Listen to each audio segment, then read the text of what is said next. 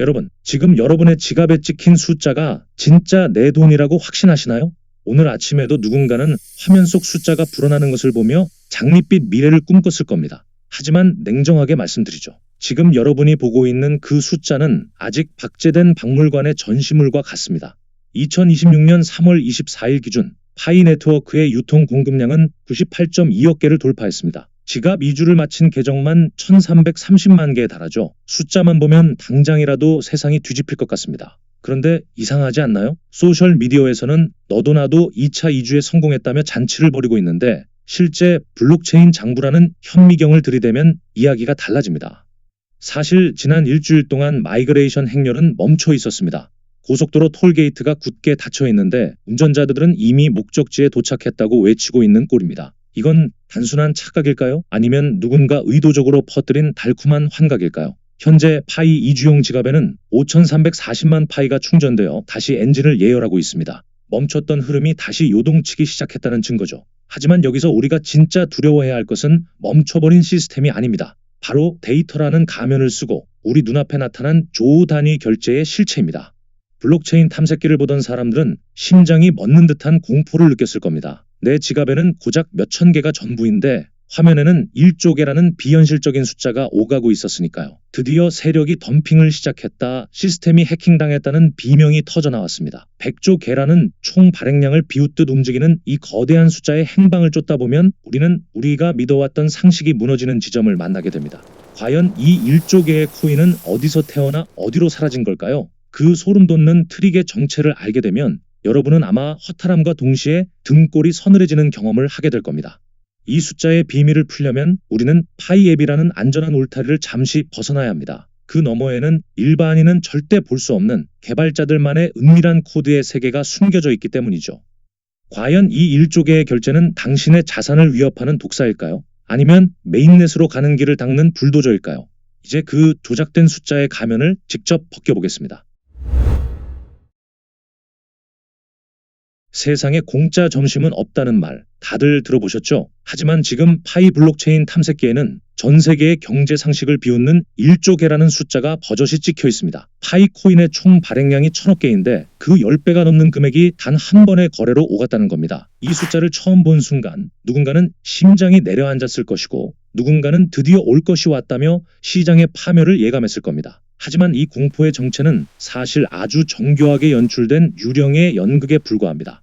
이 소름 돋는 숫자의 정체는 바로 셀프 결제라는 트릭입니다. 우리가 매일 사용하는 파이앱 안에서는 내 잔고보다 1원이라도 더 큰 금액은 보낼 수 없도록 설계되어 있죠. 하지만 앱은 그저 예쁘게 화장을 한 인터페이스일 뿐입니다. 그 화장을 지워낸 민낯, 즉 파이 블록체인이라는 원본 소스 코드로 들어가면 이야기는 완전히 달라집니다. 파이썬이나 러스트 같은 개발 언어를 다룰 줄 아는 사람이라면 앱이라는 감옥을 탈출해 단 0.01 파이의 수수료만 내고 전 세계를 사고도 남을 가짜 숫자를 자기 자신에게 전송할 수 있습니다.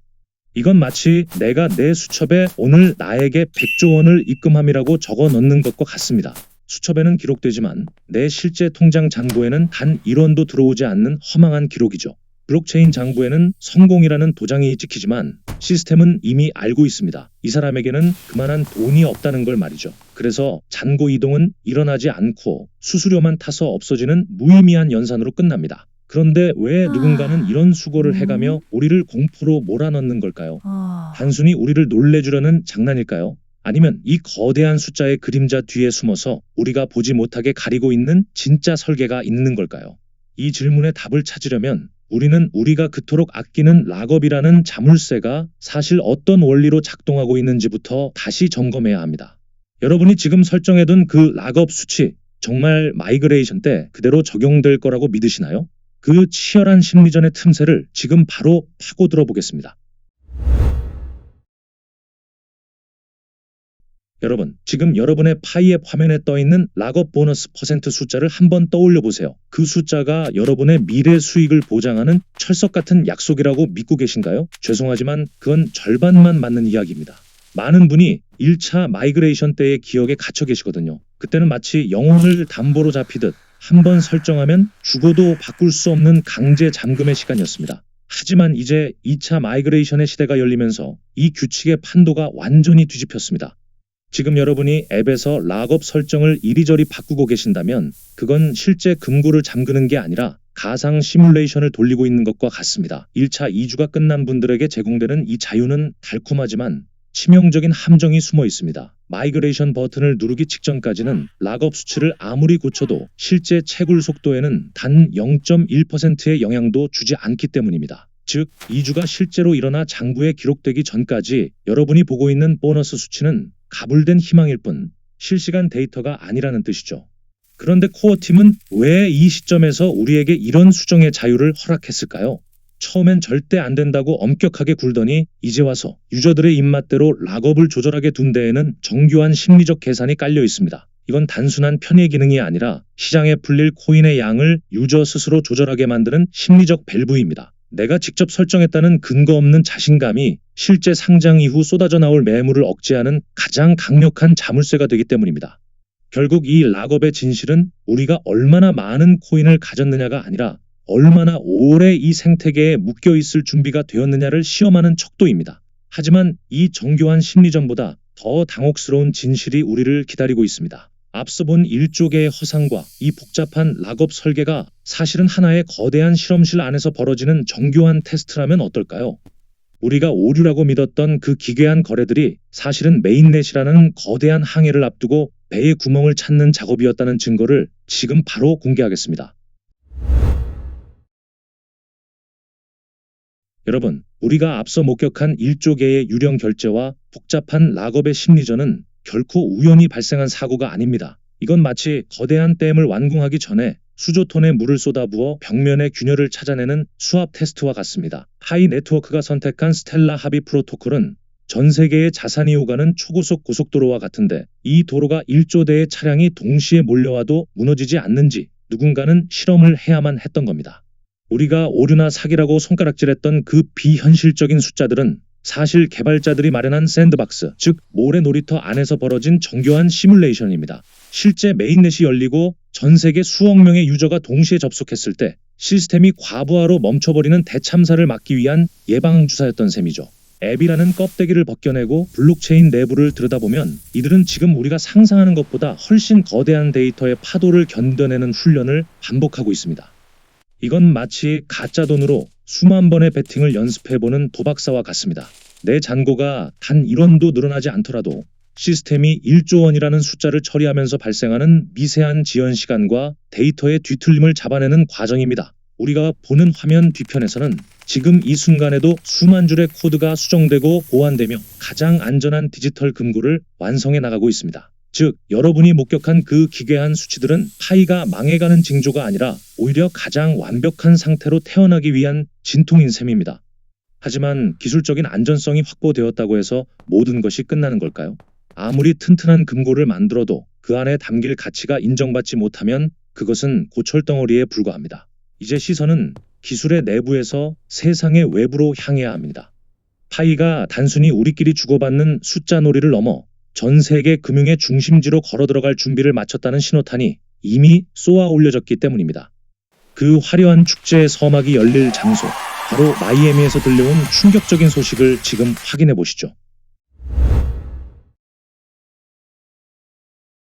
여러분, 우리가 방구석에서 스마트폰 화면의 숫자만 쳐다보고 있을 때 파이 네트워크는 이미 세계 경제의 가장 화려한 무대 중앙으로 걸어 들어갔습니다. 2026년 5월 전 세계 자본이 집결하는 마이애미에서 열리는 컨센서스 2026의 스폰서 명단을 확인해 보셨나요? 구글 클라우드, 리플, 솔라나 같은 이름들 사이에 당당히 박힌 파이 네트워크의 로고를 보는 순간 그동안 스캠이라 손가락질하던 이들의 입은 굳게 닫힐 수밖에 없었습니다. 이건 단순한 광고가 아니라 전 세계 금융 거물들에게 보내는 파이의 공식적인 명함입니다.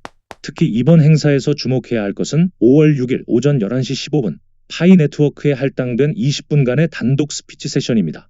과거에는 여러 프로젝트와 섞여 앉아있던 패널 토론의 한자리에 불과했다면 이제는 무대 전체를 홀로 장악하는 주인공의 자격을 얻은 셈이죠. 비록 구체적인 강연 주제는 철저히 베일에 쌓여있지만 업계에서는 벌써부터 파이가 준비해온 AI 기반 크립토 생태계의 실체가 이날 공개될 것이라는 예측이 지배적입니다. 이 20분은 파이가 단순한 채굴 앱을 넘어 실제 경제 시스템으로 기능할 수 있음을 전 세계 기관 투자자들에게 증명하는 시간이 될 것입니다. 지금까지 우리가 경험한 모든 기술적 테스트와 락업의 심리전은 결국 이 마이애미의 무대에서 터뜨릴 잭팟을 위한 치밀한 예행 연습이었던 셈이죠. 세계 최고의 자본가들이 파이의 목소리에 귀를 기울이는 그 순간 우리가 가진 코인의 가치는 숫자를 넘어 권력으로 변모하게 될지도 모릅니다. 하지만 이 화려한 축제의 초대장을 손에 쥐기 위해 우리가 마지막으로 넘어야 할 가장 높은 산이 하나 남아 있습니다.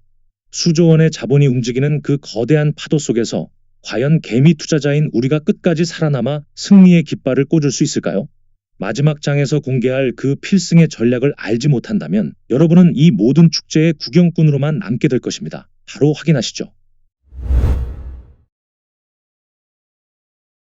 자, 이제 마지막 질문을 던져보겠습니다. 1조 개의 가짜 결제에 가슴 졸이고 락업 보너스 1%에 일희일비하던 시간들이 과연 헛수고였을까요? 아니요. 오히려 그 혼돈 속에서 끝까지 살아남아 이 영상을 보고 있는 여러분이야말로 진짜 승자의 자격을 갖추신 분들입니다. 2026년 5월 마이애미의 화려한 조명 아래서 파이 네트워크가 전 세계 금융 거물들과 어깨를 나란히 하는 그 순간 시장은 차갑게 식어버린 의심을 거두고 뜨거운 탐욕으로 뒤덮일 겁니다. 그때가 되면 지금 우리가 겪는 이 지루한 이주, 즉 마이그레이션의 과정이 얼마나 값진 특권이었는지 깨닫게 되겠죠. 결국 파이의 성공이라는 퍼즐의 마지막 조각은 코어팀의 기술력도 마이애미의 화려한 무대도 아닌 바로 여러분입니다. 0.01 파이의 수수료를 태우며 시스템을 검증하고 흔들리는 여론 속에서도 자신의 락업 자물쇠를 굳건히 지켜낸 개미들의 인내심이 모여 거대한 파도를 만드는 법이니까요. 남들이 그게 돈이 되겠냐며 비웃을 때 묵묵히 채굴 버튼을 눌렀던 그 손가락이 머지않아 디지털 자산의 새 지평을 여는 열쇠가 될 것임을 확신합니다. 숫자는 화면에 찍히지만 가치는 우리의 믿음 위에서 자라납니다. 이제 소음은 차단하고 본질에 집중하십시오. 1조 개의 유령 거래소가 공포에 질려 소중한 파이를 헐값에 던지는 우를 범하지 마시길 바랍니다. 우리는 지금 인류 역사상 가장 거대한 사회적 금융 실험의 한복판에 서 있으며 결승선은 생각보다 훨씬 가까이 와 있습니다. 5월에 마이애미에서 들려올 승전보를 기다리며 여러분의 지갑과 마음을 단단히 벼려두시길 권합니다. 달을 향한 항해는 이미 시작되었고 그 함선의 탑승권은 오직 끝까지 스테이한 자들에게만 허락될 테니까요. 여러분의 재산이 단순한 숫자를 넘어 세상을 바꾸는 힘이 되는 그날까지 저도 냉철한 분석과 따뜻한 응원으로 함께하겠습니다. 지금까지 니콜라스였습니다. 시청해주셔서 감사합니다.